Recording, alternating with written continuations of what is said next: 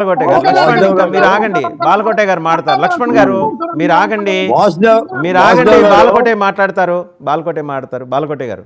వాసుదేవ్ గారు, మీరు సోదరుడు లక్ష్మణాన్ని అడుగుతుంది వేరు, ఆయన చెబుతున్నది వేరు. మీరేమడుగుతున్నారంటే జగన్మోహన్ రెడ్డి గారు కూడా రాజశేఖర రెడ్డి గారి వారసురాలిగా షర్మిలా గారిని ప్రకటించవచ్చు కదా, ఆ రాజకీయ పార్టీకి ఆమెను ముఖ్యమంత్రి పీఠానికి దగ్గర చేయొచ్చు కదా, ఏ వారసురాలు ఉండకూడదా, వారసుడు మాత్రమే ఉండాలని మీరు అడుగుతుంటే తెలంగాణలో పార్టీ పెట్టింది, ముఖ్యమంత్రిగా కాంగ్రెస్ కావచ్చు, తెలుగుదేశం పార్టీ తరఫున కూడా అవ్వచ్చు అంటున్నాడు ఆయన. అంటే ఏంటంటే మనం అడుగుతున్న దానికి ఎప్పుడు కూడా సోదరుడు కూడా చెప్పడు, చేతులు జేబులో పెట్టుకున్న నడుచుకుంటూ పోతూ ఉంటుంటాడు.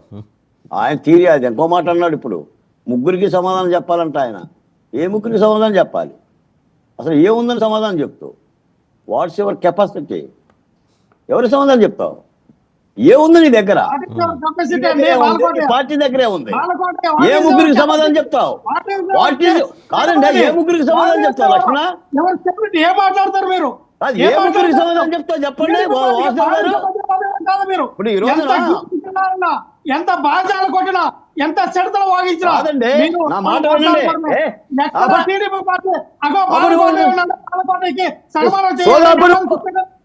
ఎవరి మీద పోసుడు 60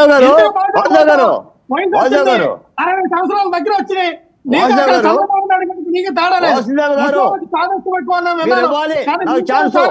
లక్ష్మణ్ గారు ఆయన మాట్లాడివ్వండి. లక్ష్మణ్ గారు ఆయన మాట్లాడియండి.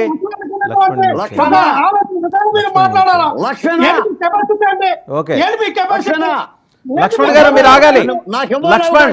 లక్ష్మణ్ మీరు ఆగండి, ఆయన మాట్లాడుతున్నారు. లక్ష్మణ్ గారు మీరు ఆగండి. మీరు ఆగండి, ఆయన మాట్లాడియండి. మీరు మాట్లాడారు, ఆయన మాట్లాడివ్వండి. లక్ష్మణ్ గారు, నువ్వు దళిత బిడ్డకు పుడితే వైసీపీ పార్టీలో నువ్వు ఉండవు. నువ్వు వైసీపీ పార్టీలో ఉండవు. నువ్వు డ్రైవర్ సుబ్రహ్మణ్యం వారసుడు అయితే నువ్వు వైసీపీ పార్టీలో ఉండవు. నేను మాట్లాడను కాబట్టి మ్యూట్ చేయండి. రైట్. లక్ష్మణ్ మీరు ఆగండి. ఆయన మాట్లాడిన తర్వాత మాట్లాడండి. లక్ష్మణ్ మీరు ఆగండి. ఆయన మాట్లాడిన తర్వాత మాట్లాడండి. లక్ష్మణ్ మీరు ఆగండి, ఆయన మాట్లాడిన తర్వాత మాట్లాడండి. నీకు చేత అయితే నాకు సమాధానం చెప్పు. ఛాలెంజ్ చేస్తున్నా.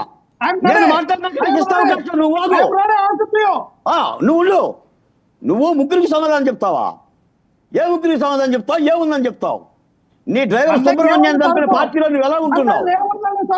అరే మాట్లాడి నా మాట వినవయ్యా వాసుదేవ్ గారు. ఇలా చేస్తే లక్ష్మణ్ గారు మీరు ఆయన మాట్లాడిన తర్వాత మాట్లాడండి చెప్తున్నా. లక్ష్మణ్ గారు ఆయన్ని కంప్లీట్ చేయనియండి. ఆయనకు అవకాశం వచ్చింది, ఆయన తర్వాత మీరు మాట్లాడండి. మీరు ఆగండి.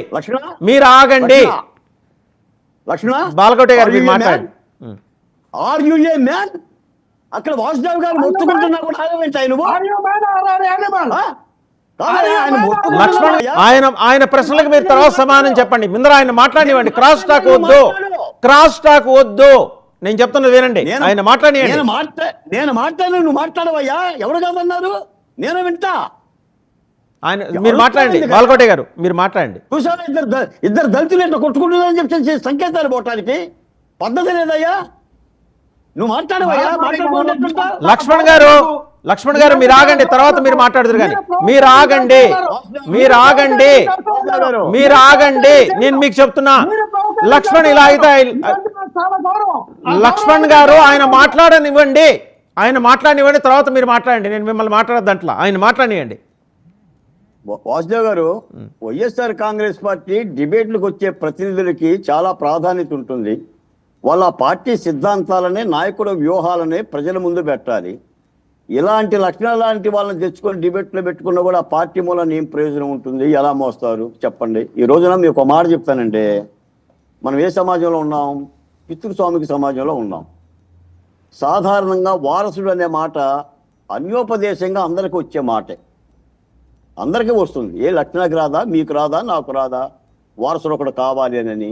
అంత మాత్రాన వారసురాలను అగౌరవపరిచినట్టు కాదండి. అన్యోపదాసంగా చిరంజీవి గారు అన్న ఒక మాట అది. దానికి ఈ శ్యామలారెడ్డి గారు వ్యాఖ్యానం. ఇప్పుడు ఆమెకి ఏంటంటే అదే పని.